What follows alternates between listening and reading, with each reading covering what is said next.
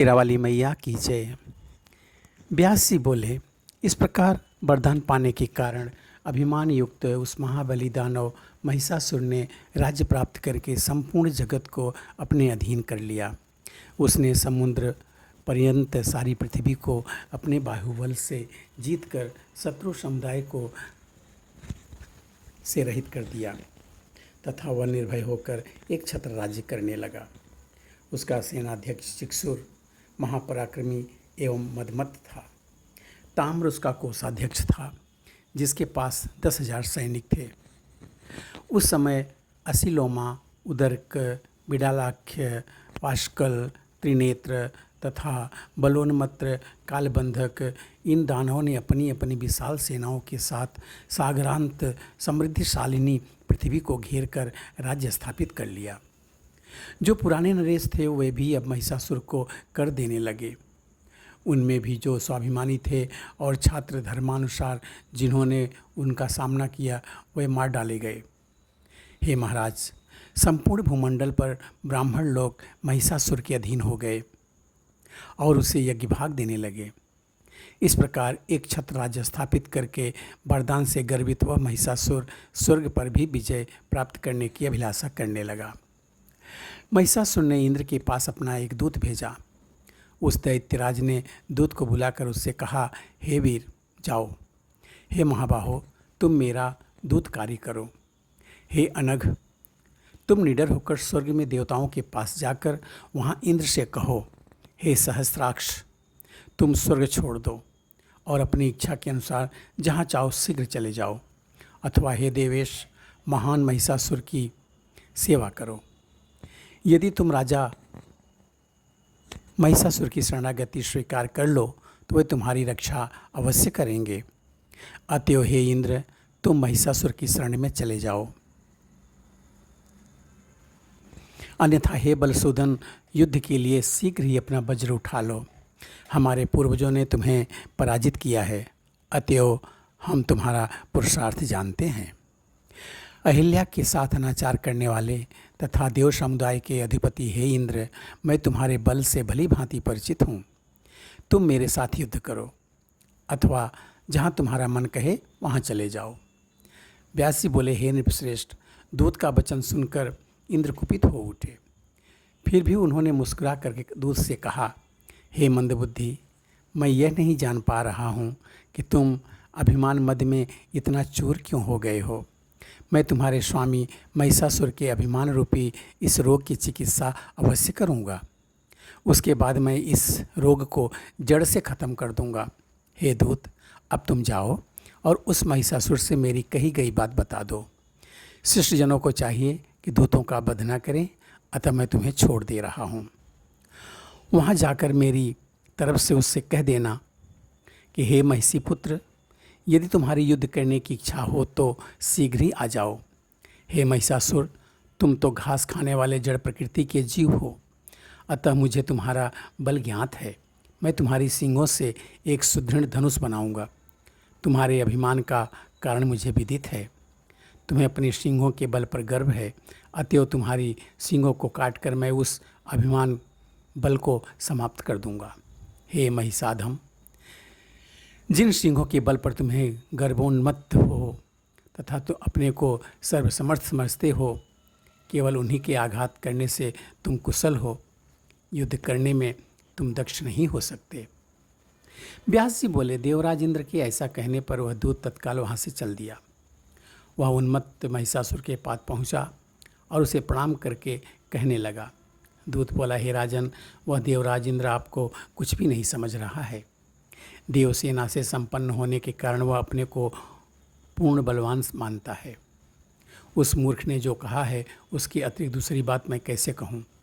सेवक को अपने स्वामी के समक्ष सत्य तथा प्रिय वाणी बोलनी चाहिए। कल्याण की इच्छा रखने वाले सेवकों को अपने स्वामी के आगे सदा सत्य तथा प्रिय वचन बोलना चाहिए।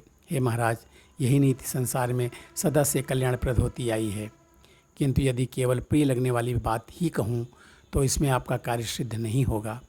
साथ ही आपका कल्याण चाहने वाले सेवकों को अपने स्वामी से कठोर बात कभी नहीं कहनी चाहिए। हे नाथ, शत्रु के मुख से जिस तरह भी विषतुल्य बातें निकलती है, उस तरह की बातें सेवक के मुख से कैसे निकल सकती है। हे पृथ्वीपते, इंद्र ने जिस प्रकार के वाक्य बोले हैं उन्हें कह सकने में मेरी जिह्वा कभी भी समर्थ नहीं है। व्यास जी बोले, उस दूत का रहस्यपूर्ण वचन सुनकर घास खाने वाले महिषासुर का मन पूर्ण रूप से क्रोध के वशीभूत हो गया।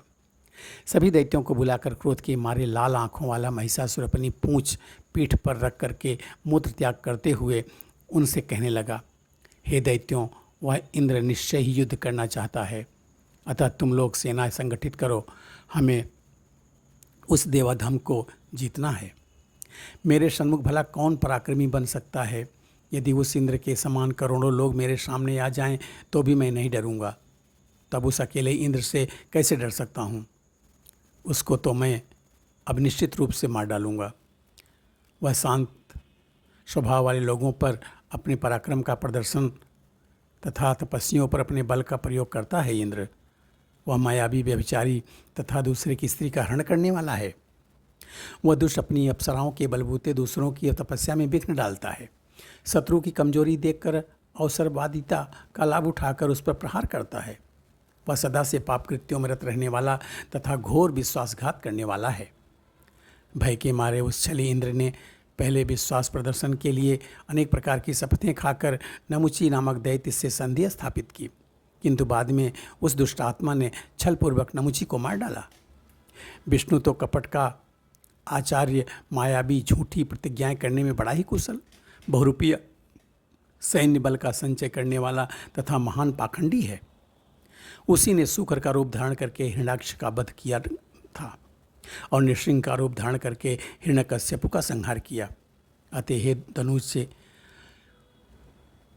वंशजों, मैं उसका वशवर्ती कभी भी नहीं छूऊंगा और देवताओं का कहीं भी कदापि विश्वास नहीं करूंगा। विष्णु तथा इंद्र दोनों मेरा क्या कर लेंगे? यहाँ तक कि उनसे भी अधिक शक्तिशाली रुद्र भी युद्ध भूमि में मेरा प्रतिकार कर पाने में समर्थ नहीं है। इंद्र, वरुण, यम, कुबेर, अग्नि, चंद्रमा तथा सूर्य को जीत कर मैं स्वर्ग पर अधिकार कर लूँगा। अब हम लोग यज्ञ का भाग प्राप्त करेंगे तथा सोमरस का पान करने वाले होंगे। मैं देव समुदाय को जीत कर दानवों के साथ विहार करूँगा। हे दानव, वरदान के कारण मुझे देवताओं का भय नहीं है। पुरुष से मेरी मृत्यु हो ही नहीं सकती, तब भला स्त्री मेरा क्या कर लेगी? हे गुप्तचरों, पाताल में तथा पर्वतों पर रहने वाले बड़े बड़े दानव वीरों को तत्काल यहाँ बुलाकर उन्हें मेरी सेनाओं का अध्यक्ष बना दो। हे दानव, मैं तो अकेला ही समस्त देवताओं को जीतने में समर्थ हूँ, फिर भी शोभा बढ़ाने की दृष्टि से आप सबको भी बुलाकर देवताओं के साथ होने वाले संग्राम में ले चलूँगा। मैं अपने सींगों तथा खुरों से देवताओं को निश्चित रूप से मार डालूँगा। वरदान के प्रभाव से मुझे देवताओं से भय नहीं है। देवता, दानव तथा मनुष्य सभी से मैं अवध्य हूँ। अतः आप सब देवलोक पर विजय प्राप्त करने के लिए अब तैयार हो जाएं। हे दैत्यों, देवलोक को जीतकर मैं नंदन वन में विहार करूँगा। मंदार पुष्प की मालाएं धारण करके आप लोग देवांगनाओं के साथ रहेंगे। कामधेनु के दूध का सेवन करेंगे, प्रसन्नतापूर्वक अमृत पान करेंगे और देवताओं तथा गंधर्वों के गीतों का मनमोहक हाव भाव युक्त नृत्यों का आनंद लेंगे। उर्वशी, मेनका, रंभा, घृताची, तिलोत्तमा, प्रमद्दरा, महासेना, मिश्रकेशी, मधोत्कटा, विप्रचिति आदि नृत्य तथा गायन कला में अति निपुण अप्सराएं विविध प्रकार के मद्य पिला करके आप सभी का मनोरंजन करेंगी। देवताओं के साथ युद्ध करने के लिए देवलोक के लिए प्रस्थान करना यदि आप लोगों को उचित लगे तो आप उस उत्तम मंगलाचार संपन्न करके आज ही चलने के लिए तैयार हो जाइए। समस्त दानवों की रक्षा के लिए मुनिश्रेष्ठ शुक्राचार्य को बुलाकर उनका पूजन करके उस परम गुरु को यज्ञ कार्य में नियुक्त कीजिए। व्यास जी बोले, हे राजन, इस प्रकार दानवीरों को आदेश देकर वह पाप बुद्धि महिषासुर प्रसन्नता के साथ शीघ्र ही अपने भवन को चला गया। यहाँ पे पंचम स्कंद का 3 अध्याय पूरा होता है। बोलो सच्चे दरबार की जय।